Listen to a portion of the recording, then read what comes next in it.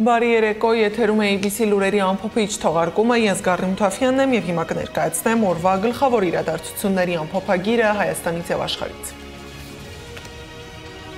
Հակակոռուպցիոնը քննում է քննչական կոմիտեի միջնորդությունը, ինչ որոշում կկայացնի դատարանը։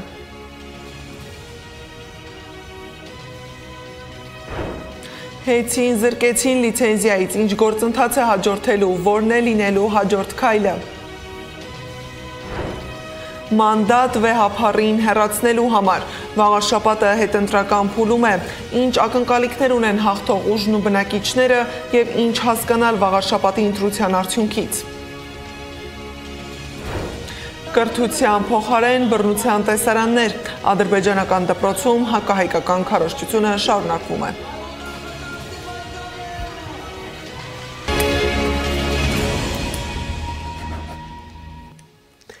Քիչ առաջ համայնքապետի ընտրության ավարտից ընդամենը 24 ժամ անց հաղթանակ դաշինքի մամուլի պատասխանատուն գործընկերոջս հաստատեց շրջանառվող լուրերը։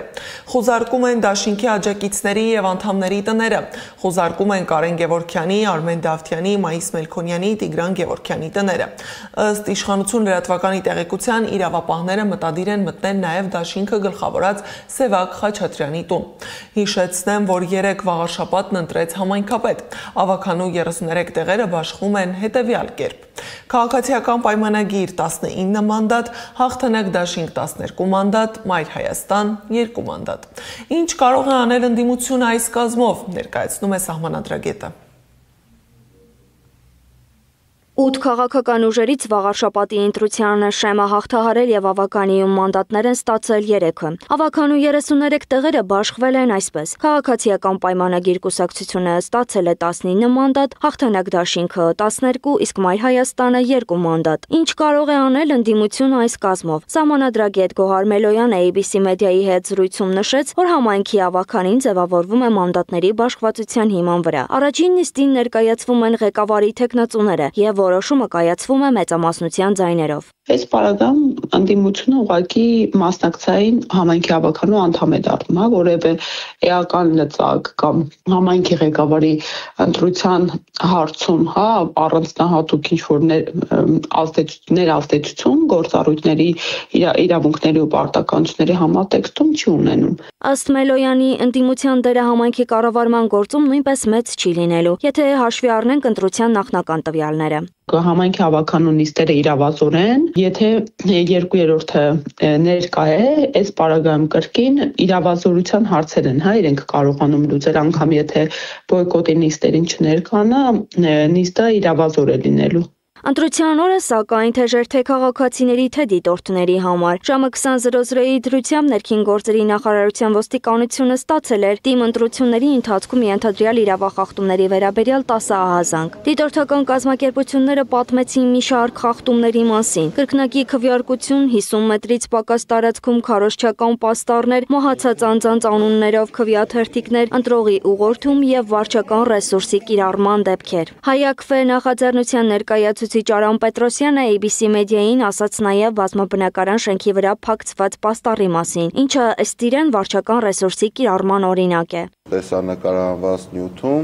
պարզ երևում էր, որ դա համայնքային տեխնիկա է այդտեղ օգտագործվում, իսկ աշխատակիցներն էլ հենց համայնքային աշխատողներ են, որոնք իրենք շփոթում հայտնվելուց երևի չպատկերացնելով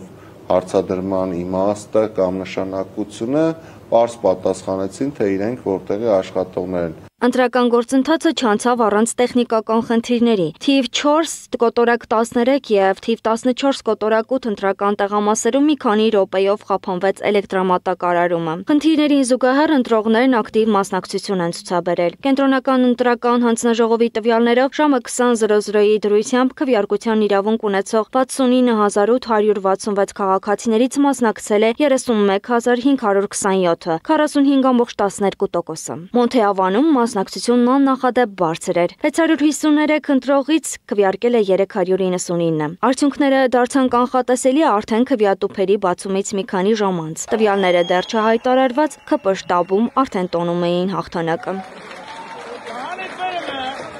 Սպասում էիք, պարոն Մեխանյան, այսպիսի արդյունքի սպասում էիք։ Մենք խոստացել ենք, որ ջախջախելու ենք հոչանական ընդդիմությանը։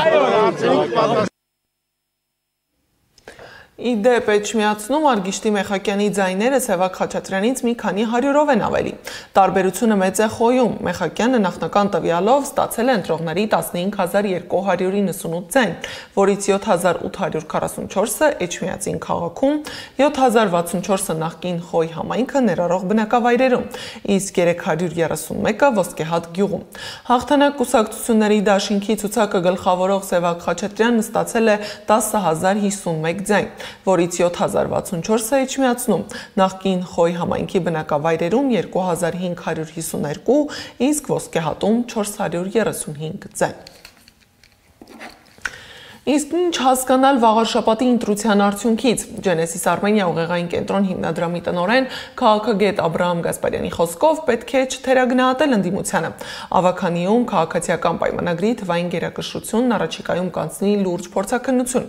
Ընդդիմությանը փողոցում չաջակցել դեռ չի նշանակում կորցնել ազգային մոտալու տաղետը ողնաշարով զգալու կարողությունը։ Մարդիկ կարող են չբղավել, բայց եւ չքվեարկել իշխանության օգտին, հակառակ ճնշումներին։ Համոզված է քաղաքագետը։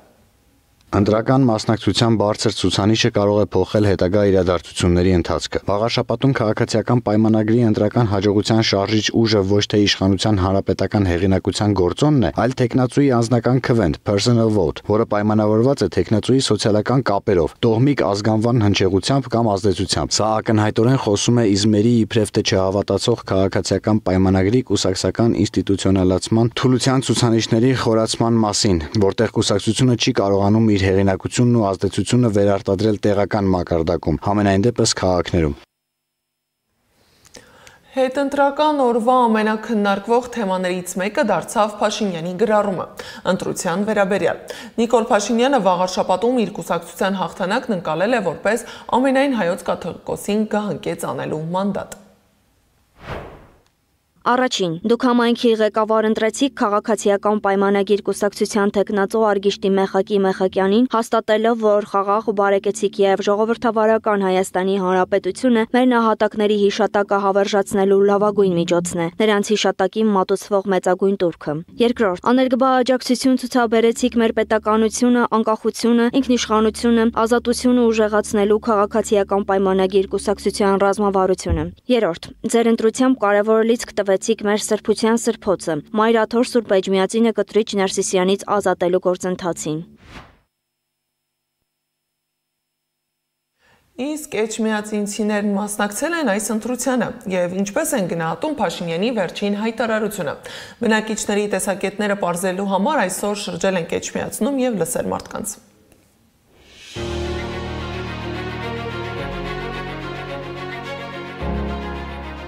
Ճիշտ ասած չեմ մասնակցել, Էջմիածինից չեմ։ Ես Էջմիածինից չեմ, ես հույր եմ եկել։ Ես տեղից չեմ։ Ես տեղացի չեմ, աղջիկ ջան, չեմ, ես չեմ մասնակցել։ Ինչ գո, ես դե ժողովրդին ընտրել եմ, որ գոլնեմ կամ չլնեմ։ Մասնակցել ընտրությանը։ Հələ tamam չեմ էլ նայել։ Բայց ով անցել որ։ Մասնակցել եմ։ Ով լինի, միայն թե լավից լավը լինի։ Գիտեք ինչ, ես չեմ մասնակցում ոչ մի բանի։ Ես ուզում եմ իմ երկիրը ազատ լինի, համերաշխ լինի, պատերազմ չլինի։ Ուրիշ ոչինչ չեմ ուզում։ Հա, ախի գող չեմ։ Այսօր Փաշինյանը գրառում է արել, որ դուք քաղաքացիական պայմանագրին քվե եք տվել վեհապարին հեռացնելու համար, համաձայն եք։ Վեհապարին, չգիտեմ, ճիշտ ասած ես չեմ կարող ասեմ, Ազի ջան, այտենց քաղաքականությունից ես ինչից լավ չեմ հասկանում, բայց չեմ ուզի, որ հեռացնեմ։ Ես քվե տվել եմ բարեկեցության, լավ ապրելու համար, ոչ թե տվել եմ վեհապարին հեռացնելու համար, ինչ հարցեր չեմ ասում։ Մենք քաղաքապետ էինք ընտրում, մեզ այդ արդեն մյուսները երկրորդական բաներ են, ժամանակը ցույց կտա։ Հեռացնեն, ինչ արևոր։ Աղջիկ ջան, ես այդ գյուղի փեսա եմ, վեհապարի մասին հարց մի տվել եմ։ Մասիսում նույնպես համայնքապետ են ընտրել։ Ավականու այսօրվա արտահերթ նիստում միաձայն համայնքի ղեկավար է ընտրվել ընդդիմադիր Դավիթ Համբարձումյան դաշինք խմբակցության անդամ Նորայր Հակոբյանը, որը մինչ այս համայնքի ղեկավարի առաջին տեղակալն էր։ Նա ստացել է ավականու անդամների 15 ձայն։ Քաղաքացիական պայմանագիր խմբակցությունը թեկնածու չէր առաջադրել։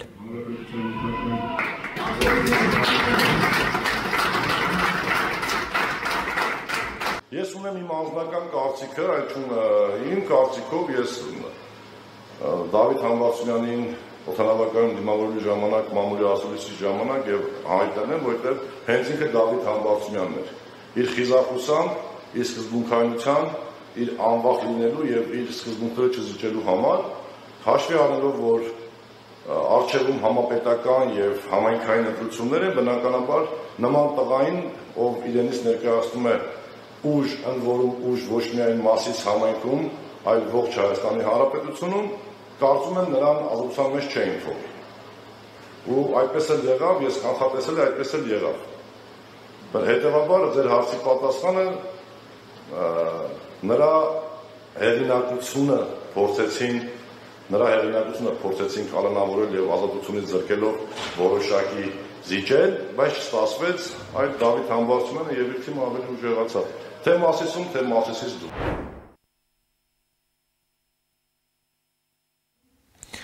Զուգահեռ Երևանում դատարանը քննում է Սամվել Կարապետյանի կալանքը, եւս 2 ամսով երկարաձգելու հարցը։ Դատարանի դիմաց ոստիկանական ուժեր են հավաքված, իսկ մյուս կողմում հավաքվել են բազմաթիվ քաղաքացիներ աջակցություն գործարարի։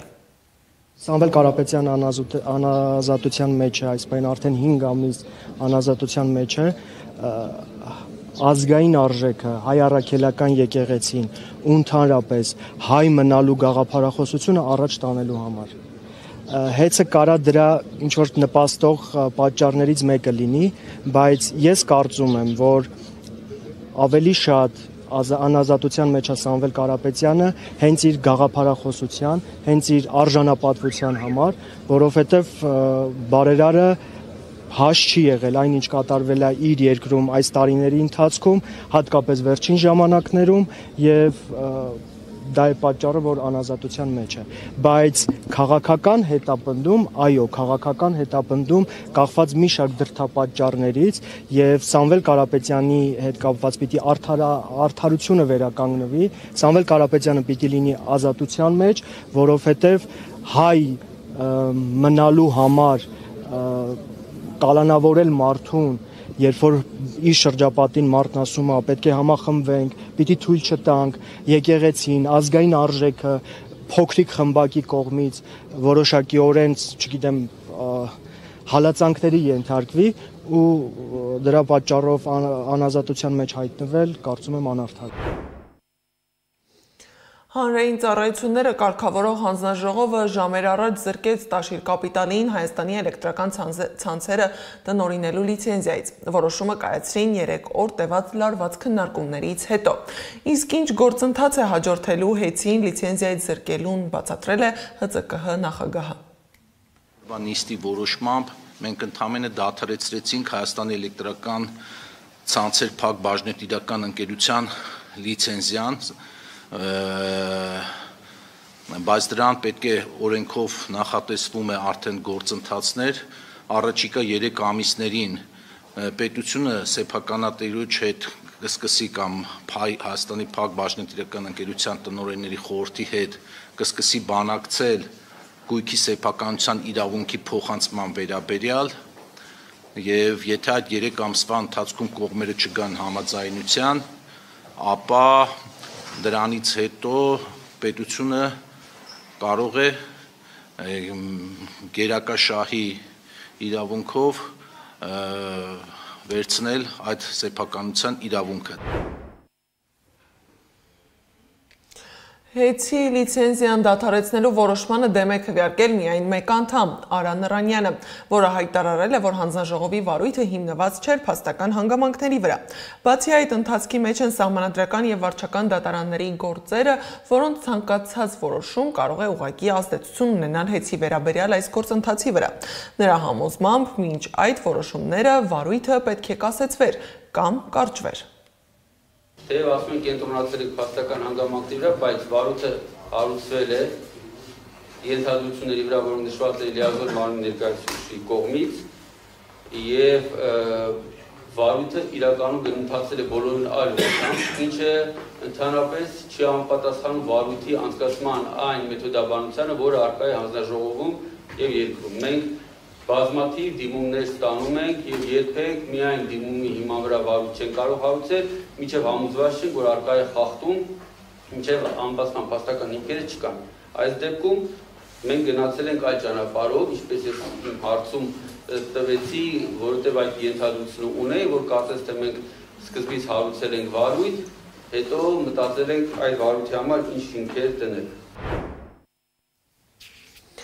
Նիկոլ Փաշինյանը հանդիպել է Միացյալ Նահանգների պետքարտուղարի տեղակալ Էրիսոն Հուքերի գլխավորած պատվիրակության հետ։ Ըստ պաշտոնական հայտարարության, Թրամփի ուղի նախագիծը կյանքի կոչելու եւ այն զարգացնելու համար մեկնարկում են հայ-ամերիկյան աշխատանքային երկկողմ խմբերը, ԱՄՆ պետքարտուղարի տեղակալի օգնական Սոնատա Քալթերի գլխավորությամբ։ Իսկ այդ ընթացքում Բաքուն հակահայկական քարոզչությունն ու հայերի նկատմամբ պատերությունը հասցնում է դպրոց։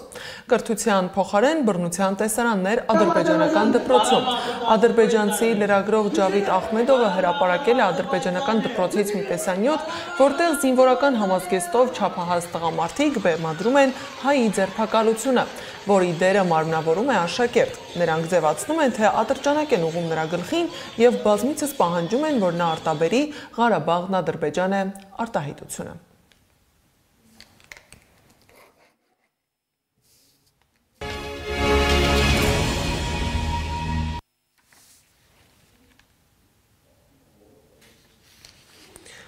Ռուսաստանում ՆԱՏՕ-ի հետ առճակատման կողմնակիցներ չկան, հայտարարել է Կրեմլի խոսնակ Դմիտրի Պեսկովը, բայց հավելել, որ իրենք ստիպված են եւ պետք է միջոցներ ձեռնարկեն